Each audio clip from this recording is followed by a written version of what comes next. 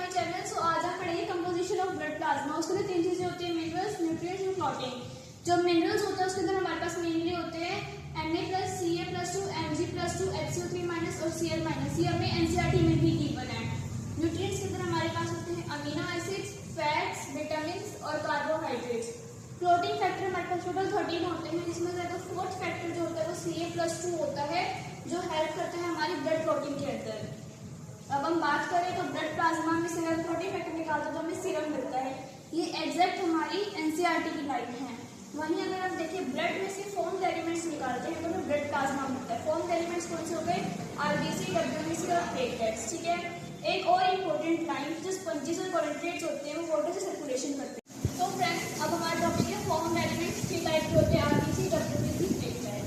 जो आरबीसी होते हैं इसका अदर नेम इलेक्ट्रोसाइट्स होता है। नॉर्मली हम इसको रेड ब्लड सेल या रेड ब्लड कॉर्पस्कल्स भी बोल देते हैं, यहाँ पर रेड ब्लड सेल्स। ठीक है, और ये हमारे ब्लड में सबसे ज्यादा अमाउंट में प्रेजेंट होते हैं। इसके नंबर क्या होते हैं? 5 to 5.5 मिलियन। शेप बाइगन के न्यूक्लियस इस रिएक्शन करता है, सेल ऑर्गेनेलिक रिएक्शन होती है, रेस्पिरेशन कौन सा करता है? एनारोबिक। इसका लाइफ स्पैन का होता है 120 डेज का। ये इंपॉर्टेंट मार्क कर लेना आप लोग। ठीक है, फॉर्मेशन इसके अगर हम एम्ब्रायो में देखें तो लीवर और स्प्लीन सेल में होती है। वहीं अगर अडल्ट में देखें तो रेड बोन मैरो में होती है। जो इमेच्योर सेल्स की फॉर्मेशन होती है हम उसे एर्थोब्लास्ट बोलते हैं। अगर हम प्री मैच्योर और मैच्योर आरबीसी में डिफरेंशिएट करें तो प्री मैच्योर में ओवल शेप होती है, न्यूक्लियस और सेल ऑर्गेनेल दोनों में प्रेजेंट होती है।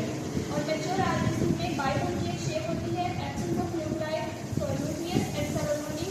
और मैक्सिमम में क्या होता है? हीमोग्लोबिन मैक्सिमम अमाउंट में प्रेजेंट होता है। ओके, अब हम बात करेंगे टाइप्स ऑफ ग्रेन्युलोसाइट्स की। इसके तीन टाइप्स होते हैं, इओसिनोफिल्स, बेसोफिल्स, न्यूट्रोफिल्स। सबसे पहले इओसिनोफिल्स की बात करें तो इसके अंदर बाइल ऑफ न्यूक्लियस होता है।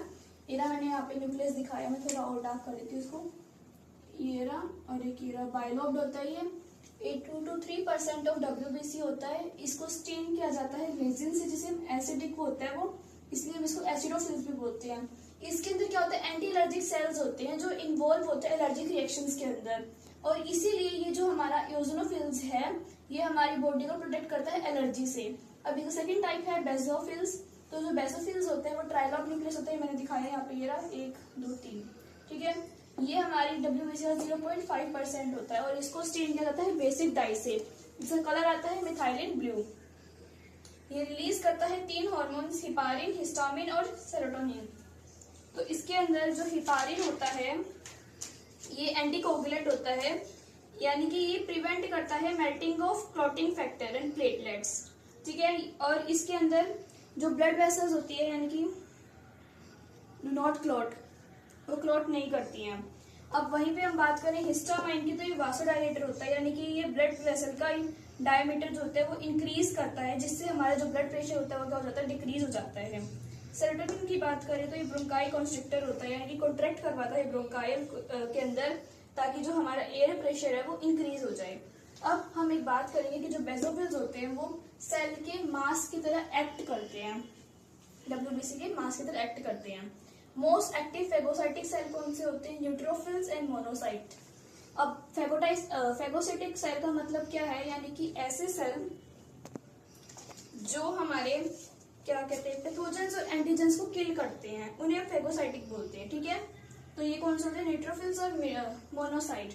तो अब हम बात करें न्यूट्रोफिल्स की, तो ये मल्टीलोब होते हैं, मैंने यहाँ पे दिखाया है आपको 1 2 3 4 5 6 न्यूक्लियस दिखाए हैं इनको मैंने। मल्टीलोब न्यूक्लियस होते हैं 6। ये 60 और 65% ऑफ डब्ल्यूसी होता है, यानी कि सबसे ज्यादा क्या प्रेजेंट होता है? न्यूट्रोफिल्स प्रेजेंट होता है। इसको स्टेन किया जाता है न्यूट्रल डाई से, यानी कि कोई भी इस पे एसिड या बेस नहीं होता है। 4 to 7 लॉब्स होते हैं, यानी कि 4 से लेके 7 के बीच में होती है, मैंने 6 दिखाई है। इसमें सबसे ज्यादा क्या होता है? फेगोसाइटोसिस होता है, यानी कि सबसे ज्यादा काम क्या करता है? ये पैथोजेंस और एंटीजेंस को किल करता है। इसे हम पीएमएनसी भी बोलते हैं, जिसकी फुल फॉर्म है पॉलीमॉर्फोन्यूक्लियेटेड सेल। तो मेरा क्वेश्चन है कि आपको इसको हम पीएमएनसी क्यों बोलते हैं, ये आप मुझे कमेंट सेक्शन में जरूर बताना। ठीक है, सो अब हम एक ग्रेन्युलोसाइट्स के टाइप्स पढ़ेंगे, मोनोसाइट और लिम्फोसाइट। जो हमारा मोनोसाइट है वो डब्ल्यूबीसी का 6 to 8% है। ये फेगोसाइटोसिस परफॉर्म करता है। फेगोसाइटोसिस यानी कि killing of pathogens and antigens. ये किडनी शेप न्यूक्लियस होता है। ये हमारे क्वेश्चन पूछा जा सकता है कि जो हमारे मोनोसाइट होता है उसका शेप क्या होता है, तो किडनी शेप न्यूक्लियस होता है इसका। ठीक है, इसके अंदर ग्रेनुल्स की एब्सेंस होती है। अब हम बात करते हैं लिम्फोसाइट। जो लिम्फोसाइट होते हैं वो 20 to 25% होते हैं हमारे पूरे WBC का।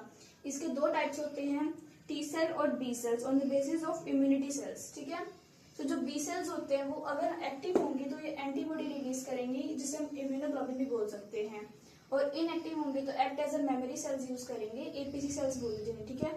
और जो हमारी एंटीबॉडी रिलीज होती है इनके एंटीजेंस प्रेजेंट होते हैं। एंटीबॉडी कौन कौन सी है, IgA, IgE, IgD, IgM, IgG। इसकी हमने लास्ट वीडियो में भी बात की थी।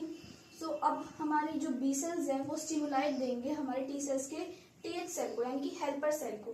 तो जो हेल्पर सेल है, एक तो ये स्टिमुलाइट भेजेगा बी सेल को कि भाई तुम अपनी जो इम्यूनिटीज बना रहे हो उसका जो प्रोडक्शन है वो चालू रखो, और दूसरा ये जो है ये स्टिमुलाई देगा TC सेल को, यानी साइटोसिन को। साइटोसिन क्या करेगा, प्रोड्यूस करेगा टॉक्सिन, जिसके कारण पैथोजेंस को किल कर देगा। वो हम आगे पढ़ेंगे, यहाँ पे मैंने लिखा हुआ है। जो TH सेल है वो सप्रेस हो जाएगा, सप्रेस करेगा और इम्यूनिटी प्रोसेस को। और फिर TM जो मेमोरी सेल है वो इनको याद दिलाएगा कि भाई हाँ तुम्हें मेमोरी सेल को किल कर, कि भाई हाँ अपनी मेमोरी वापस रीगेन करो, तुम्हें उन पैथोजेंस को किल करना था, ठीक है। अब यहाँ पे जो हमारा बी सेल जो था वो क्या था सर, इमीडिएट इम्यूनिटी था, मीडिएट इम्यूनिटी। अब APC सेल जो हमने यहाँ पे पढ़ा है अभी, ठीक है, ये क्या होगा, विद पैथोजन। पैथोजन इसके अंदर है, यहाँ पे आपको डॉट दिखाया मैंने पैथोजन। इसमें परफॉर्मेंट करेगा, टॉक्सिक केमिकल है ये, तो ये स्कैन करेगा, पहले इसको स्कैन करेगा तो ये सिग्नल किसको भेजेगा, TC को। TC जो है वो एक टॉक्सिन रिलीज करेगा, ताकि एक टॉक्सिक केमिकल बोल सकते हैं हम उसे, ताकि वो पैथोजेंस को किल कर सके। अब एज अ रिजल्ट हमारे जो सेल्स है वो ब्लास्ट हो जाएंगे और पैथोजेंस वहीं पे किल हो जाएंगे, ठीक है। सो हम अपना थर्ड फॉर्म एलिमेंट के बारे में पढ़ेंगे, प्लेटलेट्स। इसका अदर नेम क्या है, थ्रोम्बोसाइट्स। इसका साइज का 2 to 3 माइक्रोमीटर। इसका लाइफ स्पैन कितना होता है, 8 से लेकर 10 डेज तक होता है। इसका अगर हम नॉर्मल काउंट देखें तो 1.5 से लेकर 3.5 लाख माइक्रोमीटर पर माइक्रोमीटर। ये कहाँ से आते हैं, produce by the fragmentation of megakaryocyte cell of bone marrow, यानी कि हमारे बोन मैरो के सेल होते हैं मेगाकैरियोसाइट्स, उसके फ्रेगमेंटेशन से बनते हैं ये। अगर हम यहाँ पे देखें तो ये मेगाकैरियोसाइट सेल है, ये एक सेल हमने यहाँ पे लिया, इससे हमारे पास ये कुछ प्लेटलेट्स बन गया। तो कैसी होती है, ओवल शेप होती है, नॉन न्यूक्लियेटेड होती है, और हमें यहाँ पे टर्म दी हुई है थ्रोम्बोसाइटोपेनिया। इसका मतलब क्या है, जब हमारे ब्लड प्लेटलेट्स का जो नंबर है वो डिक्रीज हो जाता है तो हम इस टर्म का यूज